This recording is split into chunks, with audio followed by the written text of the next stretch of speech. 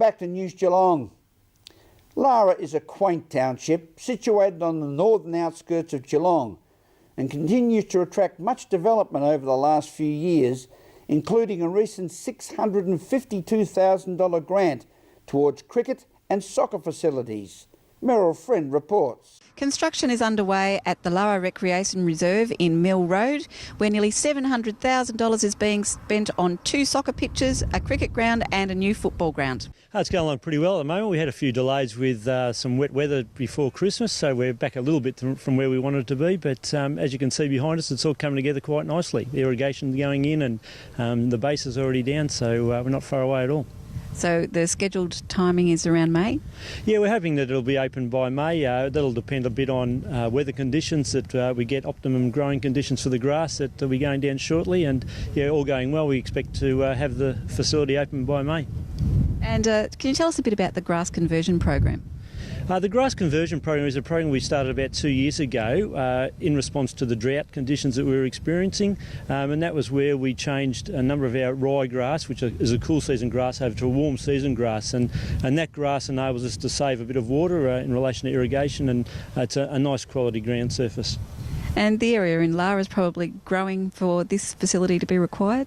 Look, absolutely. We really saw a need that we need to increase the facilities for soccer and for cricket, and this facility will generally be used by soccer, and so we think it should be a great facility, and people within Lara will really enjoy the opportunity to be able to have more facilities for soccer. From the Lara Recreation Reserve, Meryl Friend, News Geelong. Thank you, Meryl. The Lebuan Square Shopping Centre opened in Norlane in 1954, and after serving the local community for 48 years, is in the process of bouncing back to its former buoyant trading and community meeting place, as Meryl Friend reports. I'm in Lebuan Square in Norlane, and it is going to be a hub. That's what they're hoping in the local traders. They've got a fish and chip shop, they've got a mental health area, they've got a fantastic coffee shop, fresh fruit and veg, and it's all about to grow. We were able to speak with some of the shop holders. There are a few shops that aren't inhabited, but in saying that, we've had a few that are being now inhabited. Is that the word? I don't know. I guess for quite some time, the square was a little bit neglected. I think people moved away. You've got shopping centres that open and take business. So Lebuan Square suffered. However, as a project of mine through council, I've had the ability to start the talk, I guess, and start talking with traders. We've held traders meetings, just trying to find some initiatives to rejuvenate the space. We've been really fortunate that we've got traders that are supportive, and as you can see behind me, the Urban Bean Cafe, which we spoke about earlier, is now trading, and it's fantastic. Oh, look, it's really good. It's a great opportunity to be in Lebuan Square. It's an area that is depressed, but it's turning around. There's a lot of nice people here, and I'm really enjoying the time and watching the area grow. So what made you decide to come into this precinct? I was looking for something to do, and I heard the developments that were going on in the area, and I thought that would be nice. Grassroots, it'd be nice to get involved in that. It'd be really interesting to see, a year down the track, how everything's faring here. Well, you can already see some changes. There's a lot of positivity going on, but there's also still a bit of negativity going on as well. Yeah. I lived here for nearly 23 years, been in business here nearly 4 years or 3 years. I've actually been in the beauty industry for 14 years, my own business, yeah. So how's things changed, and what's the hope for Lebuan Square? I hope to get more shops open and more business coming through, more people coming through. Yeah, we're real people. We're not like people think we are. Hard-working people in this area, because Norlane has got a bad name, which is unfortunate. Yeah, but it's a lovely place to live in, good place to bring children up in, yeah. So what have you noticed over the time that you've been here? I've noticed the shopping square's got a bit quieter and all that as well, because a lot of shops are just all closed down, but we're starting to come back a bit now. And the council's been really good. Yeah. Been very impressed with them, and Kylie's been fantastic as well. The Geelong Mental Health Consumers Union have come out and opened a shop front here for mental health services in Geelong to suit consumers out in the northern suburbs that require, whether it be advocacy, representation, a need, especially peer support. We offer live programs here as well. We've been here for about 3 to 4 months. We're having probably 20 to 30 locals coming in a week out of need. It's been very good. We're working some very good referrals with Barwon Health. It's given some great relief to people here. There's no service at all where people can participate with their mental health needs, so that's been a very good outlet. To the point now where we've been warmed by the locals. From Labuan Square in Norlane, Meryl Friend, News Geelong. Thank you, Meryl. My Life, My Way are meaningful words from great songs performed by Frank Sinatra. But this weekend, they form the foundation theme for the 2012 Having a Say conference, being held in Geelong at the Deakin University Waterfront campus, as Meryl Friend reports. We're here at the Deakin Waterfront campus for the 2012 Having a Say conference. This year's catchphrase, My Life, My Way.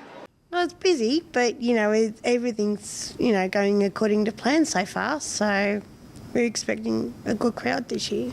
Numbers are up on last year? Well, it's last count it was 1,100. Terrific. But towards the end of the 3 days it could go up, So what sort of events are on over the few days? We've got a few come and try activities like Harley rides,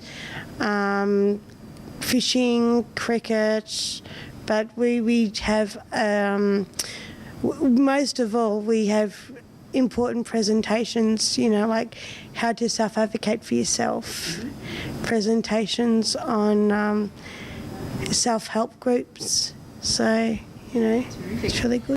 And we're also joined with Leah Scott, who's the chairperson of the conference over this weekend. Leah, how many of these conferences have you attended? 6. 6? Yeah. And you're the chairperson. What's your role over the weekend? Chairing our conference. And you're meeting all the honourable guests? Yes. And what's the thing that you enjoy most over the weekend?